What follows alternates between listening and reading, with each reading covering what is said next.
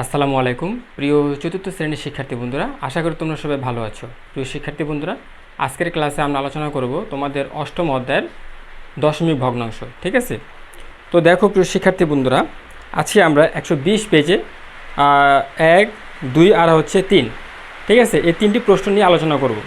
তো দেখো প্রিয় শিক্ষার্থীরা, এখানে কি বলেছে 1 নম্বর প্রশ্নে, তো আমরা একটু বোর্ডে চলে যাই। দেখো প্রিয় শিক্ষার্থীরা, এখানে 1 নম্বরে বলেছে যে অঙ্কে লিখি। তো খুবই সহজ, তো আমরা হচ্ছে এই টাইপের অঙ্ক আমরা ক্লাস 3-তে করে আসছিলাম। তো দেখো এখানে 5.7, তো এটা আমরা কীভাবে লিখব? এই যে তুমি হচ্ছে 5 লেখো, ঠিক আছে, তারপর এখানে কি বলেছে দশমিক, তো তুমি হচ্ছে দশমিক দিয়ে দাও, তারপর হচ্ছে 7, ঠিক আছে, 5.7। আচ্ছা, এরপরে দেখো 18.3, তো এটা আমরা কীভাবে লিখবো? দেখো তুমি হচ্ছে 18 লিখো, ঠিক আছে, আমরা 18 লিখলাম, তারপর এখানে কি বলেছে দশমিক, তো তুমি দশমিক দিয়ে দাও, তারপর 3, ঠিক আছে, 18.3। তারপরে দেখো এখানে 3 নম্বরে কি বলেছে 0.8, খুবই সহজ, তো তুমি হচ্ছে 0 লেখো, ঠিক আছে, তারপর হচ্ছে এখানে দশমিক বলেছে, তুমি দশমিক দিয়ে দাও, ওকে। আচ্ছা, তারপরে এখানে 8 বলেছে, তুমি 8 লিখে দাও, খুবই সহজ, 0.8। আচ্ছা, এরপরে দেখো তুমি শিক্ষার্থী বন্ধুরা, এখানে কি বলেছে কথায় লিখি।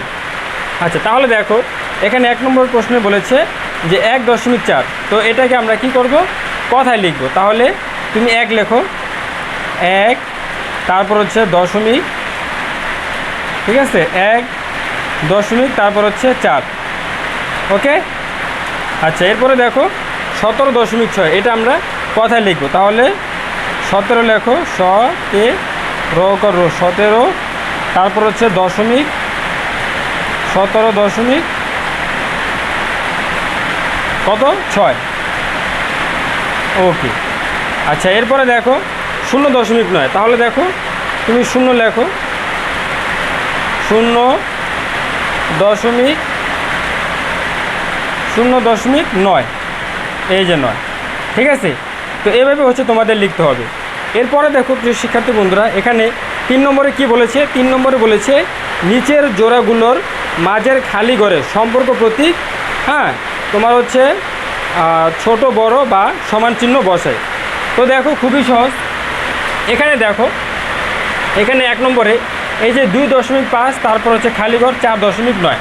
আচ্ছা, এখন দেখো এখানে আমরা এককের ঘরে হচ্ছে 2 দেখতে পাচ্ছি, আর এখানে এককের ঘরে আমরা 4 দেখতে পাচ্ছি, হ্যাঁ। আচ্ছা, তাহলে তুমি বলো যে 2 বড় না 4 বড়? নিশ্চয়ই 4 বড়, তাহলে আমরা এভাবে মুখটা করে দেবো, ঠিক আছে, এভাবে।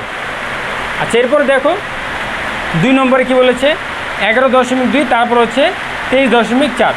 আচ্ছা, তাহলে তুমি বলো এখানে 11 বড় না হচ্ছে 23 বড়? নিশ্চয়ই 23 বড়, তুমি বলবা। তাহলে এইদিকে মুখটা বড় করে দাও, ঠিক আছে, এইদিকে মুখটা বড় করে দাও। আচ্ছা, এরপরে দেখো 3 নম্বরে এখানে 2.1 খালি ঘর, তারপর হচ্ছে 2। আচ্ছা, এখানে তুমি চাইলে 2 এর পরে তুমি হচ্ছে দশমিক দিয়ে তারপর হচ্ছে তুমি 0 দিতে পারো, হ্যাঁ, দশমিক দিয়ে তুমি 0 দিতে পারো, কোনো সমস্যা নেই। আচ্ছা, এখন দেখো এখানে এককের ঘরে 2 আছে, আর এখানে এককের ঘরে 2 আছে, আমরা এখনও বুঝতে পারছি না কোন সংখ্যাটা বড়। আচ্ছা, এখন আসো এখানে দশমিকের পরে কত আছে? 1 আছে না, আর এখানে দশমিকের পরে 0 আছে না, তাহলে তুমি বলো কোনটা বড়? নিশ্চয়ই এই যে 2.1 বড়, তাহলে এইদিকে মুখ বড় করে দাও, ঠিক আছে। আচ্ছা, এরপরে দেখো প্রিয় শিক্ষার্থী বন্ধুরা, 4 নম্বরে এখানে কি বলেছে 2 খালি ঘর, তারপর হচ্ছে 1.9।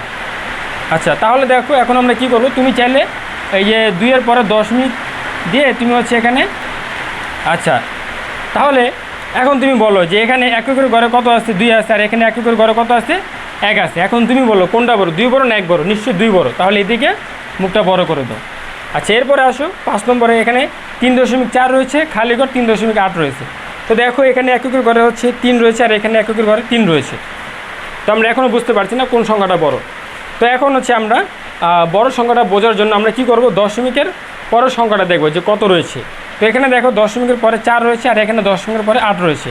তো তুমি বলবা যে 0.8 বড়, হ্যাঁ, 0.8টা যেহেতু বড় আর 0.8 যেহেতু 4 ছোট, তো আমাদের এটা নেওয়া যাবে না, আমরা 3.8, হ্যাঁ, এটা হচ্ছে আমরা এইদিকে মুখটা বড় করে দেবো, যেহেতু এটা বড়, 3.8 বড়।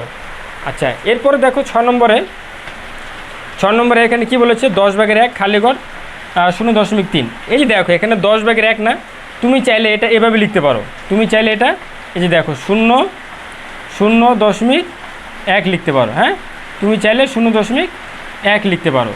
আচ্ছা, তাহলে এখন তুমি বলো যে 0.1 বড় না 0.3 বড়? নিশ্চয়ই 0.3 বড়, তাহলে এদিকে মুখটা বড় করে দাও। আচ্ছা, এরপরে আসো এখানে 7 নম্বরে এই যে 10/5 খালি ঘর 0.2।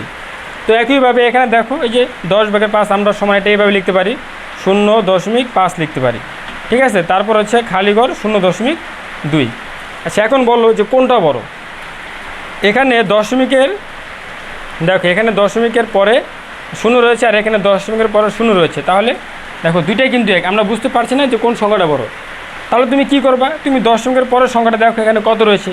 এখানে দশমিকের পরের সংখ্যাটা 5 রয়েছে আর এখানে দশমিকের পরের সংখ্যাটা 2 রয়েছে, তাহলে নিশ্চয়ই 0.5 বড়, তাহলে আমাদের এই সংখ্যাটাই বড়। তাহলে আমরা এইদিকে মুখটা বড় করে দেবো, ঠিক আছে, এইদিকে মুখটা বড় করে দেবো।